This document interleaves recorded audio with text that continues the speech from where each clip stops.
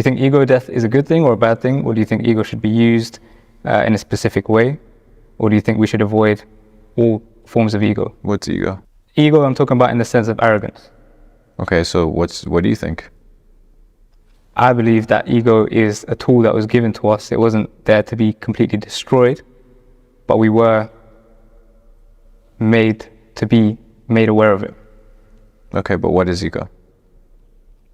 I think arrogance, acting out of arrogance, acting like you're bigger than yourself, acting like you're bigger than other people, looking down on other people because of your position. Okay, so it's just a neutral thing?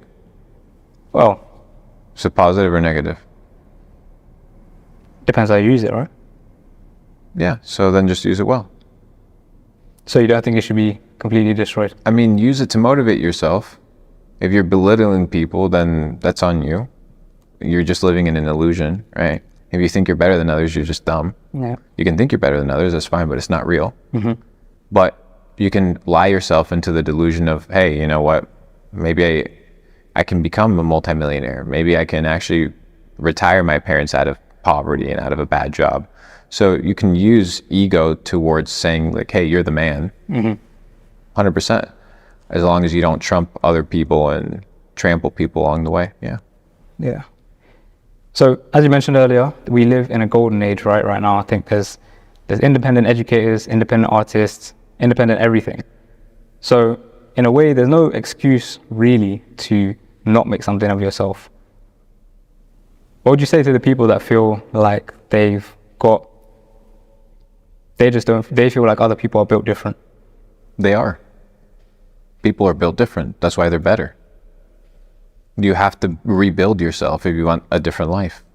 Like, you expect to be a loser with winning results, and your brain isn't getting the signal that your life is shit because you're shit. Mm-hmm. Excuse me, once again. You know what I mean? Yeah. So if your life is not great, it's because you are messing up. That's the name of the game. But unsuccessful people, broke people, instead of looking at themselves in the mirror and assuming responsibility, they want to point it. Mm-hmm. Because it sucks to be like, hey, my life sucks because I suck. Yeah. It's not easy. I get it 100%.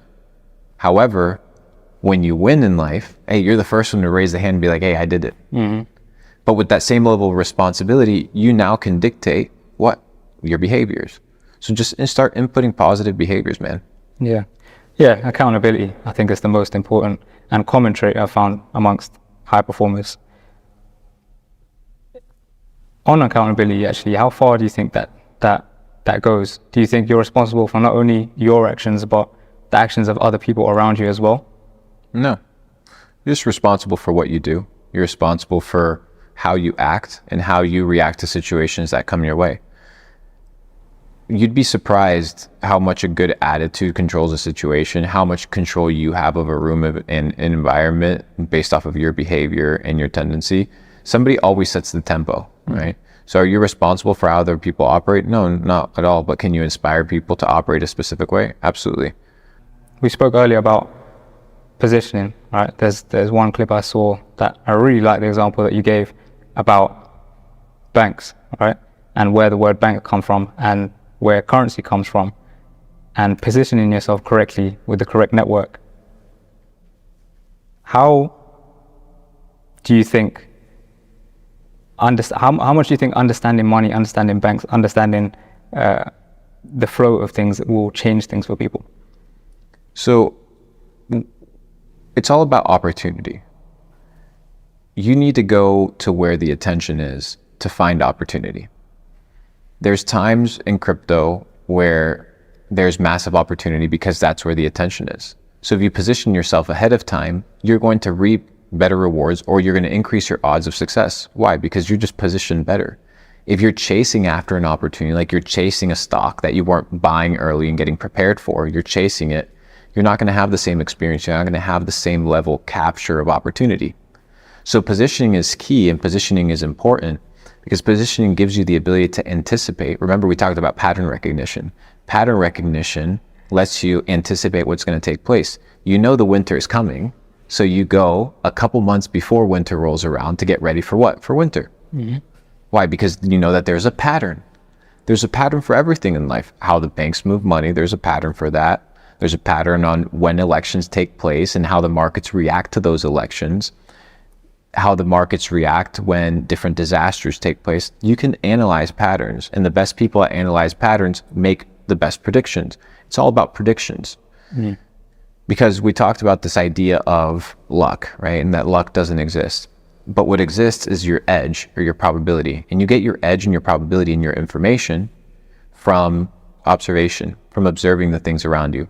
Once you observe the things around you, you identify patterns and you place your bets towards that endeavor. When you start a business, let's say you want to launch an app, you're betting on user demand. You're betting on people still using the app store. You're betting on people downloading your product. If not, you wouldn't do it. But that's a bet. That's a calculated risk that you're taking based off of where you see the world headed. So if you can position yourself ahead of time and you get it right, you can win. I think luck is interesting. I think luck, you can increase your surface area for luck, right? Like you said, through positioning, through putting more shots out, through picking up things that you wouldn't have picked up before, because new ideas tend, for me anyway, to come from questions I haven't asked before, or books I haven't read before, or people I haven't spoke to before. So I think luck it can be manufactured in a way. Absolutely. Yeah. I agree with you. In terms of business, again, how important is it for someone to understand how pivotal the vehicle they're in business changes their likelihood of success, or the ceiling in which they can succeed? I mean, think about it. You want a path of least resistance to the top of the mountain.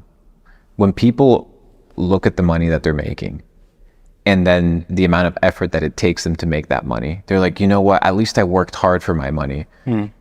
Bro, money gets printed out of fucking thin air. You need to figure out how to make as much of it for the least amount of effort as possible. Why? Because there's dudes out there that are fucking printing it. I don't think you understand. They're literally printing it. Printing it, and you're out here working for it, slaving away. So you need to ask yourself, how can I get as much money as possible for the least amount of effort?